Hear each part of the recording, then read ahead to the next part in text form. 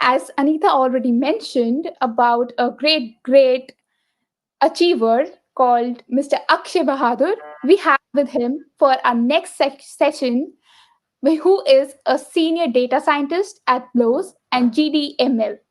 So he is well known for his contribution towards women welfare in India. And he's trying to tackle all the social issues in India through the technology. He is currently working with Google to make an Indian Sign Language recognition system, as you had a look earlier, which is aimed at running on low resource environments for developing countries. This is not the end. His achievements speak more about him. He was invited by Google to present his research at the Google headquarters in California. He's been awarded the most influential young data scientist for year 2019 by International Society of Data Scientists for his contribution to the field of machine learning. He did not stop there. He had his tutorial accepted in IEEE Winter Conference on Applications of Computer Vision, that is, minimizing CPU utilization for deep networks. He also did his fame at Harvard College Conference in Cambridge, Massachusetts. He was also awarded Top Innovator by Intel. Akshay has a vast variety of open source projects that he did for Google as well as NVIDIA. I think that's too much from me, and I'll give this all things away to Akshay and bring him aboard so that you can learn all these things from him as well. So please welcome, without any further ado, Akshay.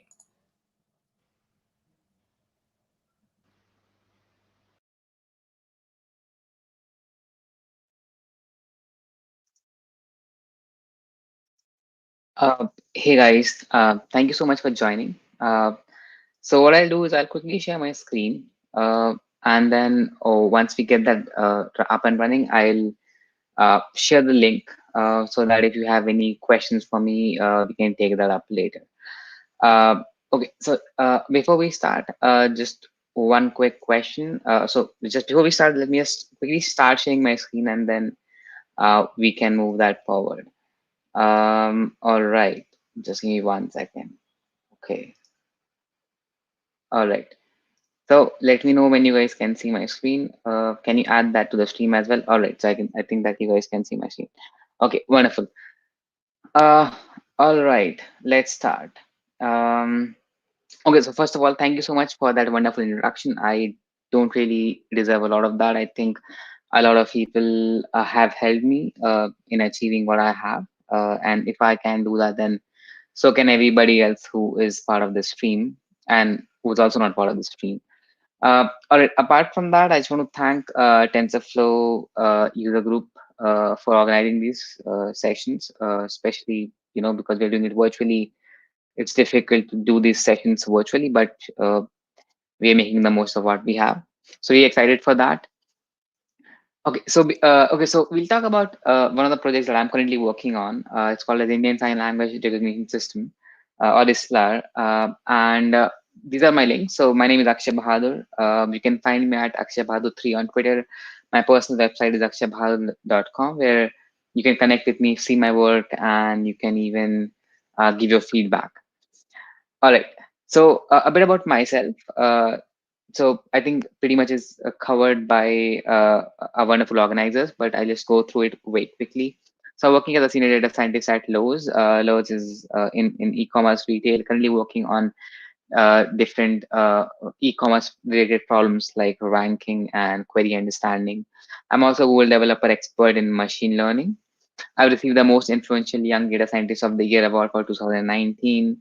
I've been awarded top Intel innovator. I have presented over 50 sessions, keynotes on machine learning in India as well as out of India. Here are some of the snippets from my conferences. I've spoken at a couple of conferences, so I have a decent amount of experience. So I can very well assume and assure you guys that you are in good hands. But feel free to reach out to me if you have any questions. Keep posting them in the chat, and I'll take some of those later, or if you want to connect to me offline, you can reach out to me on my personal website as well. All right, so before we start, an important link. So if you want to follow along, if you want to get this slides or any other information, you can go to this link. So just go to bit.ly/tf-every, and you will be transported to my GitHub page where you will have you'll get all the information related to this slide, as well as you can open an issue on my GitHub page if you want more details. And of course, I cannot give a lot of details about this project because it is still under development and I have not open sourced it yet. But I'll try to help out as much as I can. All right, so first let's talk about ISLAR. What is exactly the ISLAR and why exactly am I trying to solve it, or am I trying to address it? So when you first start, let's talk about the function definition. Like, why exactly is this an important problem? So, so this project, it aims to it aims to use machine learning to develop and standardize Indian Sign Language recognition system. So these two terms, develop and standardize, are important, and we'll discuss keep coming to these two terms later in the slides as well. So just if you want to have any I mean, if you want to take something from the slide, you just have to learn these two terms of develop and standardize. Now let's look at the problem statement. So what I believe in, for every problem, even if it is a machine learning problem or not, the problem statement has to be well defined, and that is almost 70% of the entire effort. So so what I've realized is these are some of the statistics. So around 40 million people in India have speech and hearing impairment. That is, that if I want to build something, I have to take into account for all these 14 million people. Apart from that, so I currently stay in Mumbai. I used to work in Pune, and then there's around 80 kilometers distance between these two cities, and then there's a noticeable difference in sign language, where sign language becomes sign languages, and this has something to do with standardization. So one of the things that the government is currently working is to standardize sign language throughout India, which is of course difficult. But if we will not solve it today, it's going to become a bigger problem going forward. So what? Let's look at the ideal solution. Why exactly is this an ideal solution? Like, if you want to develop an ideal solution, how should it look like? Okay. So if you want to talk about an ideal solution, there has to be certain key features to it. First, the ISL, or Indian Sign Language, should be standardized like ASL, or American Sign Language. So American Sign Language standardized throughout the US, so that if any person travels from California to New York, the sign language will remain the same. And that is a huge advantage, because I don't need to learn the same sets of languages again and again, right? I can just use standardized form of sign language, and I can use that anywhere. Now, if I have to develop an application using for sign language recognition, I can leverage AI, so that if there are any minute changes in the signs and symbols, I am able to predict them correctly. Now, the third thing is very specific to India or developing countries, or if it can be specific to any countries. But let's say I don't want to depend on the internet, or I don't want to depend on high performing smartphones, because I assume that I would keep the resource intensity of the whole application to a bare minimum, so that I can scale it to multiple people. And since I'm building it for 14 million people, it is absolutely necessary for me to come up with a solution that can be used by almost everyone. So let's look at the methodology, right? So whenever you try to solve a problem, you cannot solve it at one go like that. You could do it, but that is not the correct approach, I believe. Uh, so let's try to break this problem down into different. Let's try to infer the following categories, right? So if I want to do this, if I want to build an application for sign language, I have to first think about the hand movement. Or let's say when you're talking about sign language, a person communicates via their hand gestures, right? So that's an important aspect. Now the facial expressions also play a very important role, because for for some gestures, the facial expression plays a really important role. Uh, and then finally, the pose estimation. So how am I hand moving? What is the entire my body language plays a very important role. So if we can develop something which incorporates all these three features, we can develop a very robust sign language interpretation system. So let's look at how can we do this, right? So the development process. So what I did was I went to a sign language NGO, Deaf and Mute NGO in Pune, and I spent around 6 months learning sign language. And this is some of the students from that same institute, and they're helping me understand sign language. And this video was made for just my understanding. So these are different letters you can see, and these guys are so amazing that they can actually read lips and do it really well. However, for some of the younger people in the institute, it's very difficult for them to interpret sign language as lip reading. They can, of course, interpret sign language, but not lip movements. So this was very helpful. You can watch the entire video. It's around 6 minutes long. We were trying to, just get different. This was just for like testing out my applications. I just wanted some raw footage from how exactly they use sign language. So you can check out the entire video. So I divided the work into different phases. So the phase zero, or like the very initial phase, was just to work with hand movements. And when I talk about resource intensity to be kept at a minimum, I wanted to make sure that I could use computer vision to eliminate as much noise as possible, right? So in this case, as you see, um, I am kind of filtering out all the background noise, and I'm just using my hand gestures. So these are different gestures for numbers, and then similarly you have different gestures for alphabets. And now what you can also see is that instead of using one hand, we are now using two hands. So A, B, C, D, all of these use both the hands for different alphabets.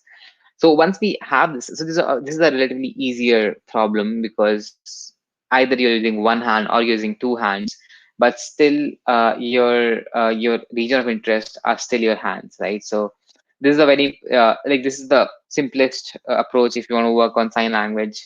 Just use hand gestures. And now what you can see is I'm only using blue colored gloves. So kind of I'm doing a semantic image segmentation using computer vision, and then I'm training my machine learning model on top of that, and trying to build a sign language interpretation system just for letters and numbers. Uh, all right, so this is a very simple problem. So this was a very simple interpretation of the first phase. Now, if you move to phase one, now you want to incorporate a more detailed structure. What we talk about is now we have incorporated both hand gestures as well as facial features. So as you can see, again, I'm only working on the skeleton images. So I'm not using the entire image. I'm just using a filtered image, black and white, which is and if you build a model on top of that, and if you inference it at real time, it's going to be really fast, even with a very low budget smartphone.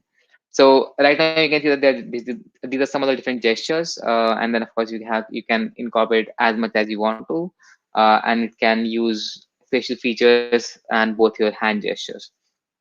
So this is like a initial design of this.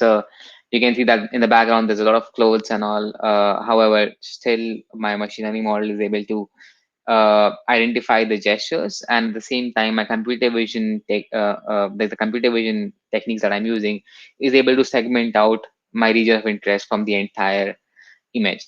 So this kind of eases the development process, because I am not really working on the entire image. I'm just working on part of the image. And if I run it on a simple CPU or my smartphone, it's going to be really fast. Uh, of course, you can watch the entire video on my YouTube channel. So let's now go forward and let's try to talk about something else. So when I started this project out, I just wanted to do it for myself. I felt that the sign language community in India was underrepresented. But a good thing that happened was, if you do good work, people will start supporting you and they will come forward to help you as well. So, and then this is kind of another phase of it, like uh, a minor improvement where I am adding Google text to speech. So based on the gestures, I'm getting voice feedback as well. And then this is interpretation of the entire of a sentence. So let's look at that and let's see how it looks.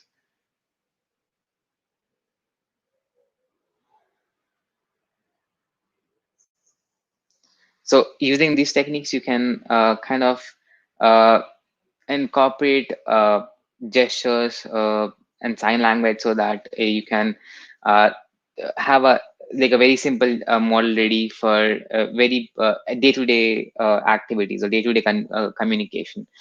Uh, so what I also wanted to talk about is the fact that if you're doing good work and if you build something that could be used by a lot of people in need, uh, your communities will also help you, right? So I got a chance to go to Google headquarters in California as part of the GD Summit, where I got a chance to display my work. So here's a small snippet from it. You want to catch the entire video, you can do that. And this happened in 2019.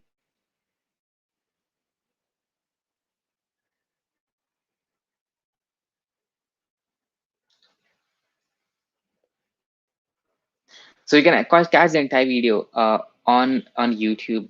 The link is, of course, that I've shared previously.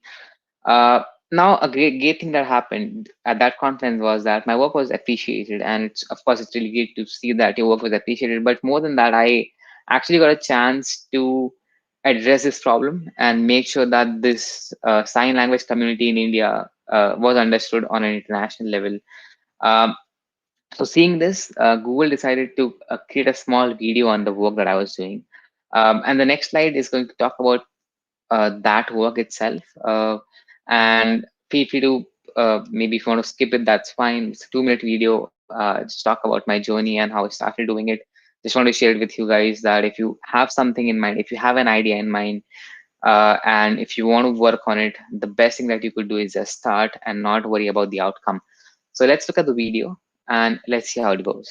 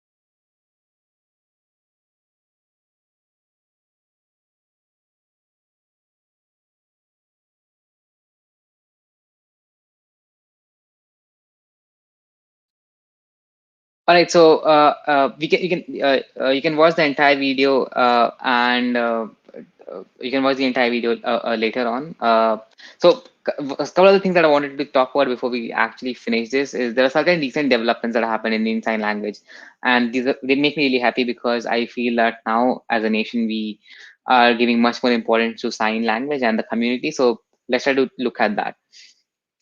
So at the 72nd Republic Day, which happened this year on 26th January, sign language was actually added as one of the key features in this the parade, and it makes me really happy because I saw that and I could not believe it because To be honest, I actually felt that this was a major achievement for people who are kind of working towards this cause. So a big thank you to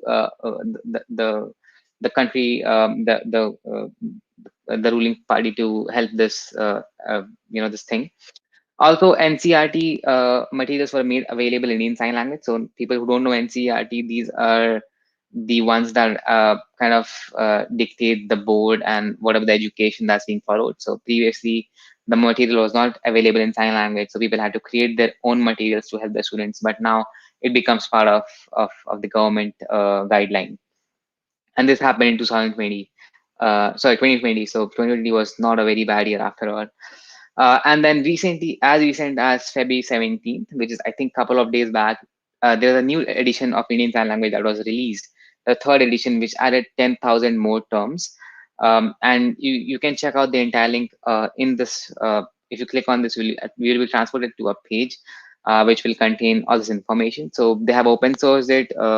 There's a Google Drive link, so you can go to that Google Drive and you can check out all these new terms that are added. So these are different videos. These are divided into different categories like everyday terms, agricultural terms, technical terms. So mostly to be used by people who want to communicate with sign language with deaf and mute people. So a big thanks to the Indian Sign Language Recognition and Translation Committee for uh, you know uh, trying to make sure that this is incorporated.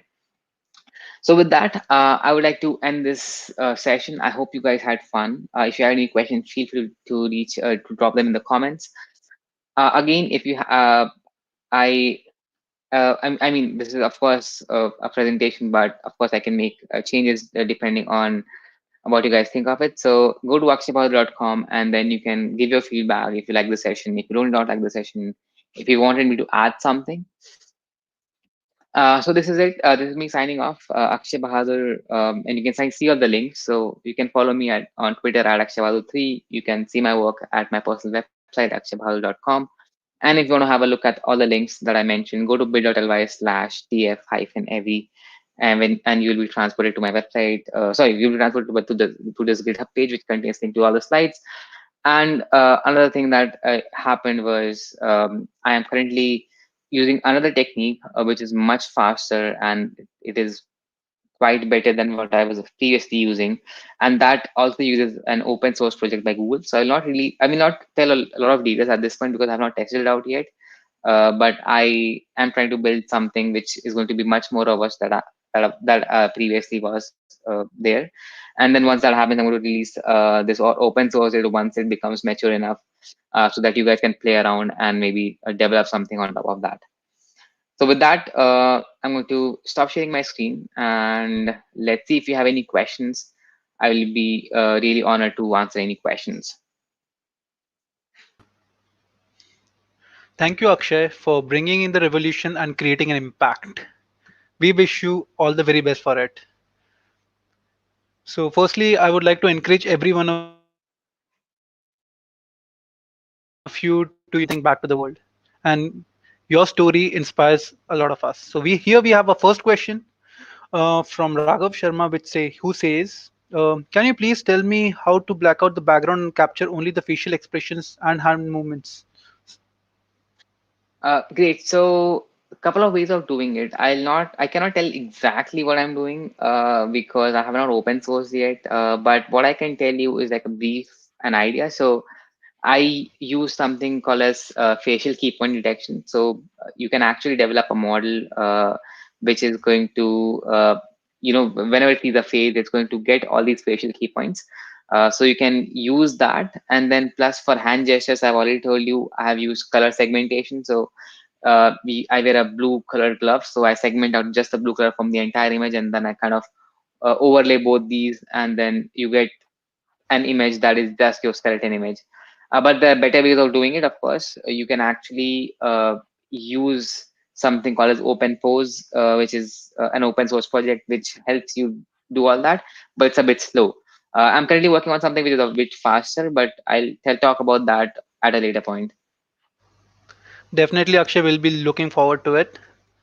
So, we have one more question from Amit Srivastava, who says, what was the process of coming up with a technical design for your project? What kind of research you did on the existing work, which can be papers, research papers in this area?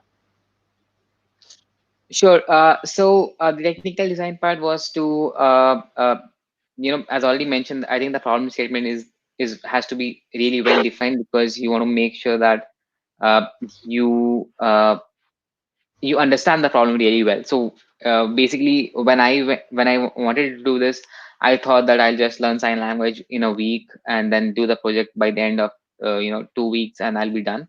However, when you actually work, like when you actually went to this NGO and I started learning sign language, it was really difficult.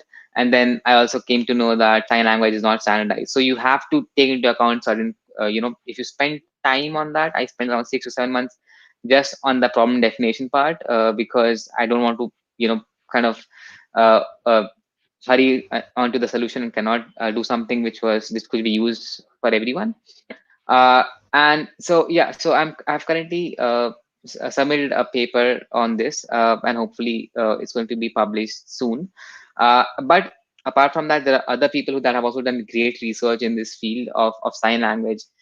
So I have only worked on sign language. Some people have papers on lip reading. So based on machine learning, based on different lip movement, they can predict what the person is saying. So that is something that could also be helpful. But I'm just saying that you will find a lot of research papers online as well. Thank you, Akshay, for sharing your research and the way how you like. It's pretty good to know that we take a lot of time for just to get the problem statement right and then going forward for the solution. Yes. Yep. All right. So I guess we don't have more questions. We are kind of short on time. So definitely, guys, if Sure. your question is unanswered, you can reach out to akshaybahadurcom, if I'm right, and Yep. Sure. you can bombard him with a lot of questions, and he'll answer all of them for you. I'll answer most of them. Yes. Almost of them for you. Yeah. Yeah. All right. Thank you guys so much.